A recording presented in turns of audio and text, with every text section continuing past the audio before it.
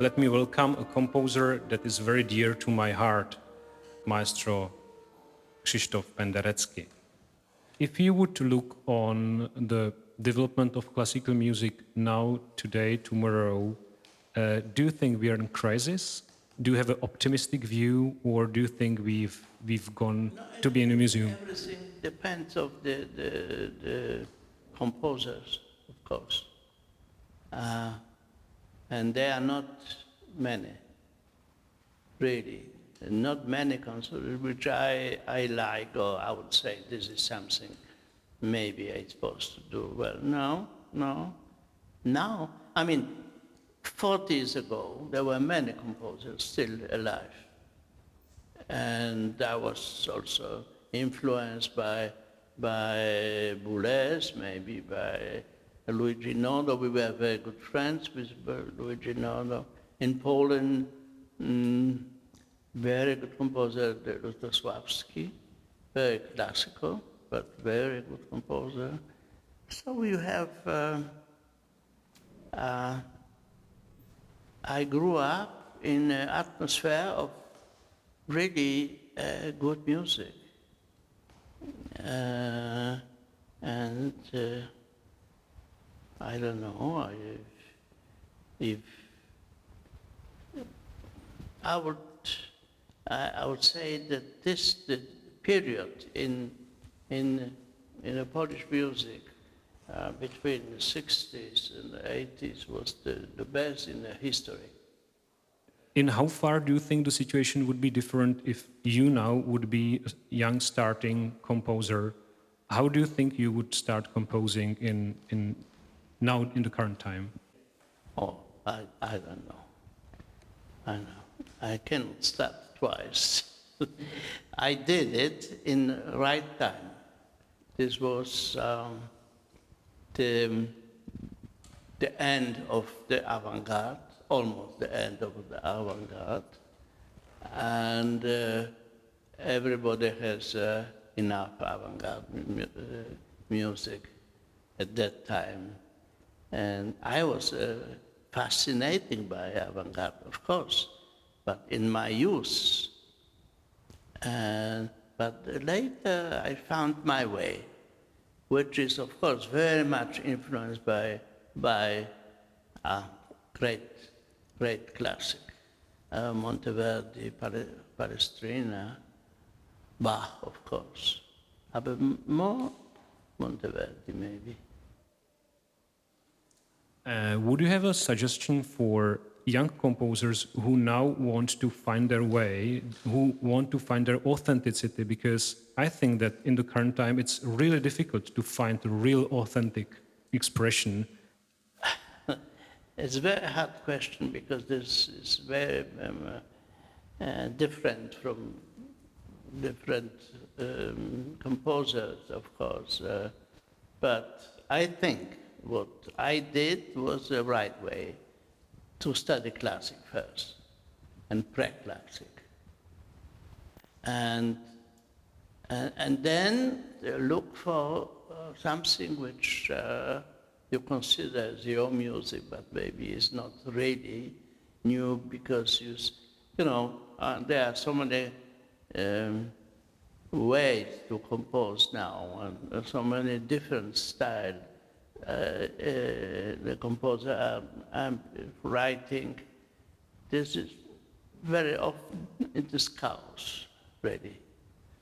I'm individualist, so what I'm saying, it's only as for me has value, maybe not for other, for sure not. I was studying the classical music, pre-classical music, and maybe this, especially the choral music of Palestrina, of Monteverdi, this was my world, because I was very much, from the beginning, interested in folklore music, writing for choir.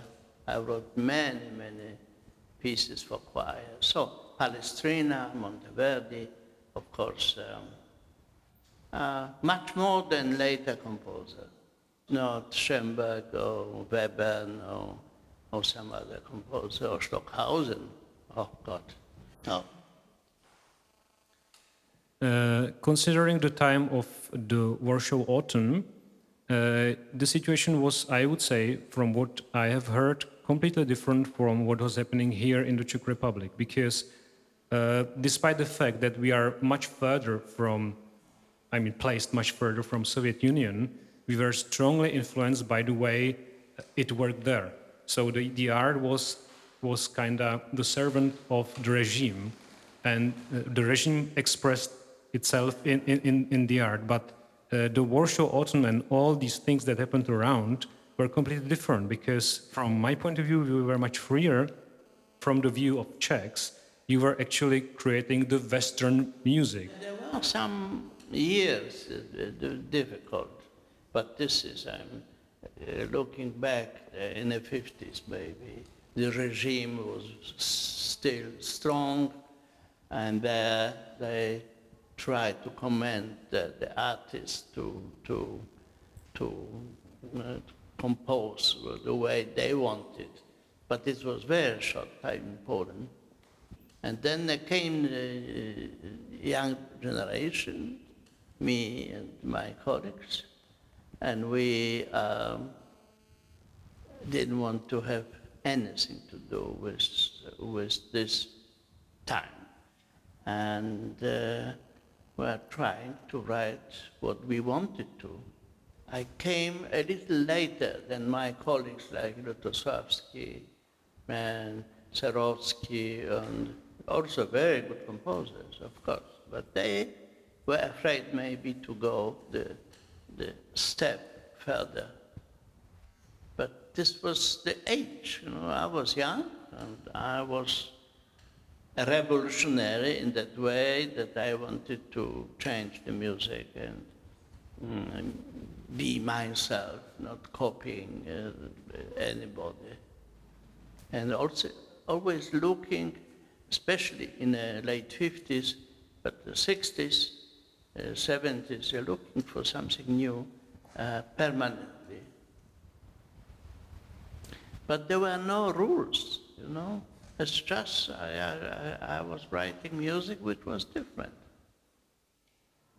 And there was no problem in Poland to be different, to be avant-garde, because as I know, in your country, on many other countries, that was almost impossible. Those music was not played. In Poland, actually, there was time that only avant-garde was played, really. Yeah, a little classic, but avant-garde was the first. And in the second half of the 70s, you changed your composing style.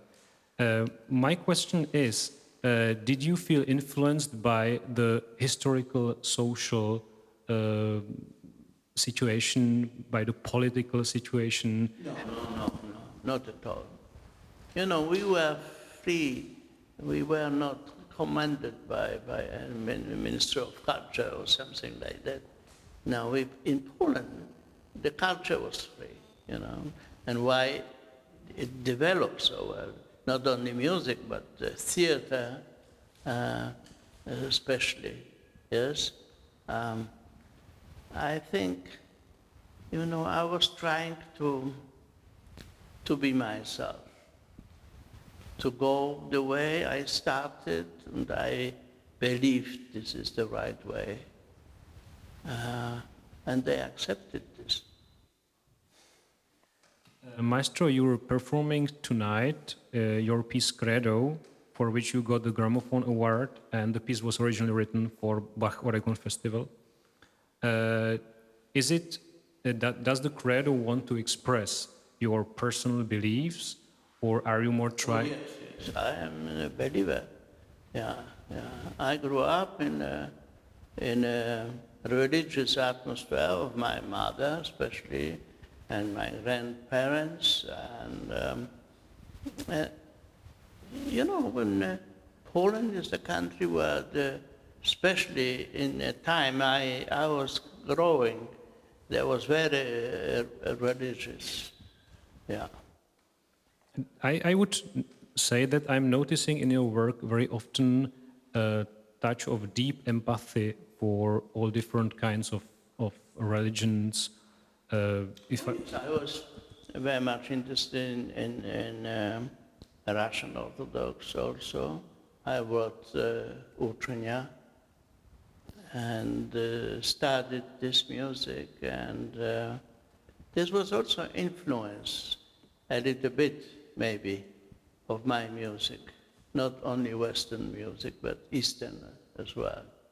Also the Armenian influence that you wrote. Yes, of course. My grandmother was Armenian, Polish Armenian, because they came to Poland maybe in the 16th century.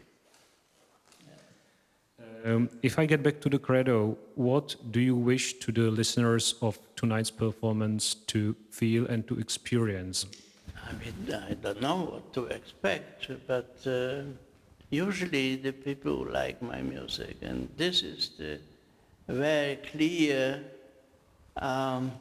message. Credo, yeah. I'm a believer, of course. If I wouldn't be, I couldn't write Credo. And Credo text, which I put together, because there is not only Credo, but there are many other texts of Bible, of Psalms and so on in this piece. But also, I think my Credo is also contemporary Credo. The Credo of the people living now. Do you still have some pieces you absolutely want to put on paper? Many pieces, of course. I wrote. I never count how many pieces I wrote, but there are 100 or more. Some big, some opera, some oratorios, 8 symphonies. Of course, the last one is to be written now, the number 9. But I felt that completely free. You know, we were living in the 60s abroad. I was professor in Essen, in Germany. So we spent, my wife, many years abroad, but always one foot having in Poland and coming back and building the houses. I built 2 houses in Poland at that time, and I was very much connected also. You know, I am also very interested in botany. I have my own arboretum, which I planted myself, and they are big trees now because I started to do it 40 or more than 40 years ago. So I feel at home there. There is a country house which I rebuilt, renovated from the 18th century and some part of the 16th century. And then around, I planted my trees. And this is my place, actually. Do you wish in writing your symphonies to extend the proverbial number 9? I supposed to write number 9. And I will. I started already, but I think it's maybe still time. Because in a tradition, the big tradition, the 9 is the last. So I'm a little bit afraid to finish at 9. So, Maestro, let me wish you very prematurely a happy birthday, and to us, let me wish more pieces of yours, especially we are looking forward to hear your finished 9th Symphony. Yeah, thank you. Thank you very much. But I have still time to write 9th Symphony, I hope. You do. Thank you very much.